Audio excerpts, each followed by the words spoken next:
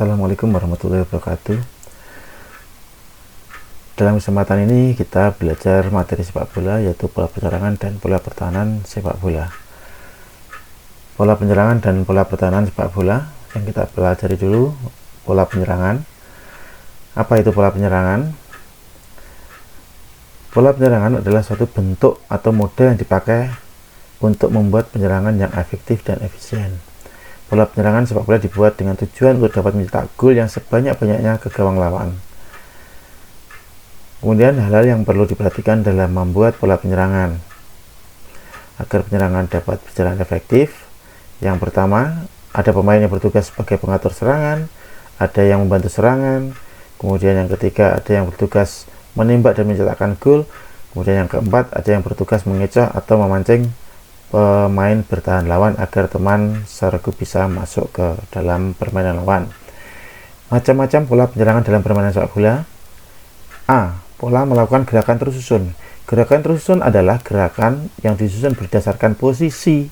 Jadi setiap pemain sudah diatur tempatnya dan tidak mencoba bermain keluar.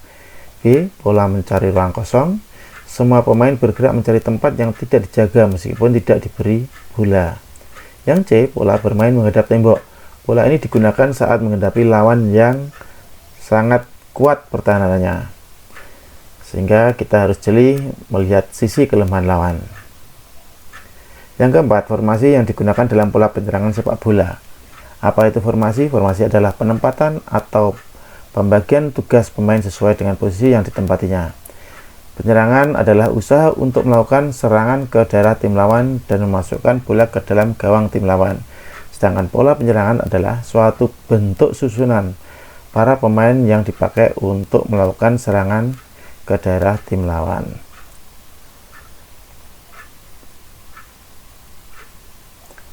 Penyerangan sepak bola bertujuan untuk mencetak gol sebanyak-banyaknya. Contoh formasi pemain. Yang pertama, formasi 4-2-4, formasi 2-4-4, formasi 3-3-4. Semua formasi ini digunakan untuk menyerang. Berikut contoh pola penyerangan, yaitu formasi 4-2-4.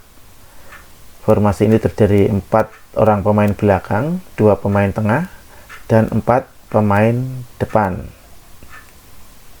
Nah, lingkaran yang biru-biru ini itu menggambarkan pemain belakang, yang oranye menggambarkan pemain tengah, yang merah menggambarkan pemain depan. Yang kedua, formasi 2-4-4.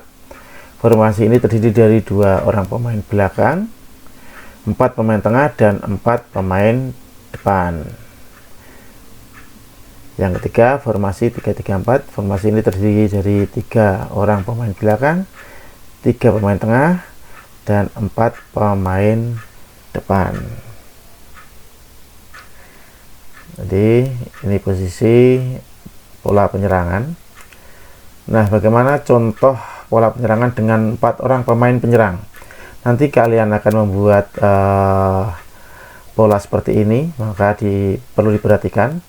Ada 4 pemain, pemain 1, pemain 2, pemain 3, dan pemain 4.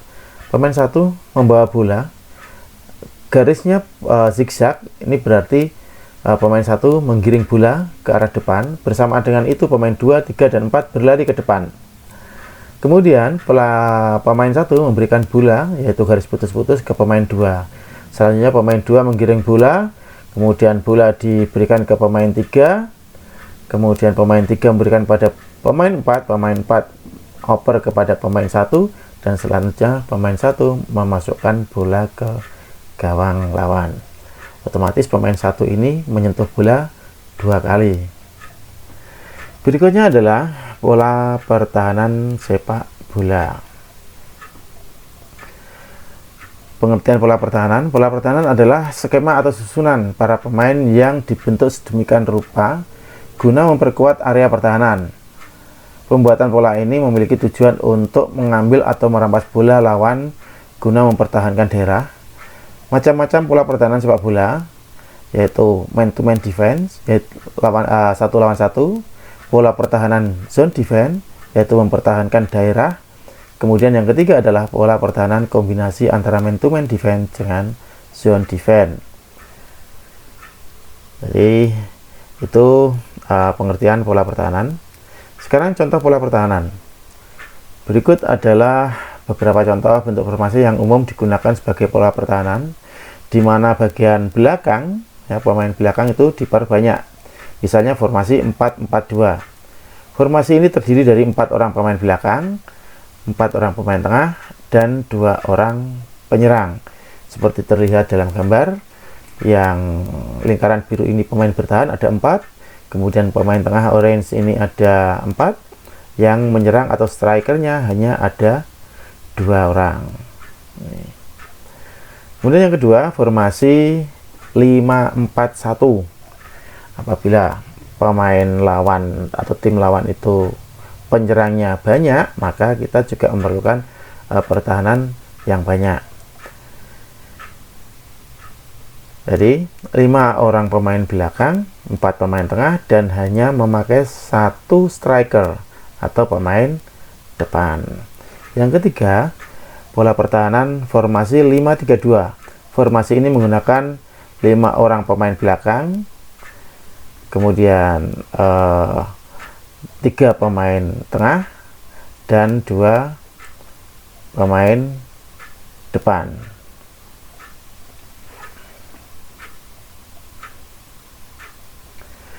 Tujuan pembelajaran ini adalah supaya kalian ini dapat merancang pola pertahanan dan pola penyerangan dalam permainan sederhana, kemudian dapat mempraktekkan pola pertahanan dan pola penyerangan.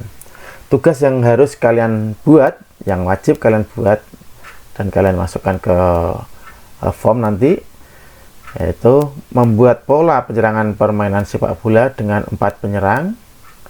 Ini tidak boleh sama dengan contoh tadi, ya. Kemudian yang kedua, gambar pola pertahanan selain 4-4-2, 5-4-1, 5-3-2. Tugasnya nanti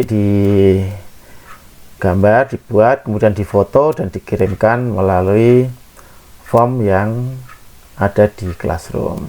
Selamat mengerjakan tugas. Terima kasih, semoga bermanfaat. Tetap semangat belajar, jangan putus asa karena pandemi. Tetap berdoa, semoga pandemi COVID-19 segera berakhir. Wassalamualaikum warahmatullahi wabarakatuh.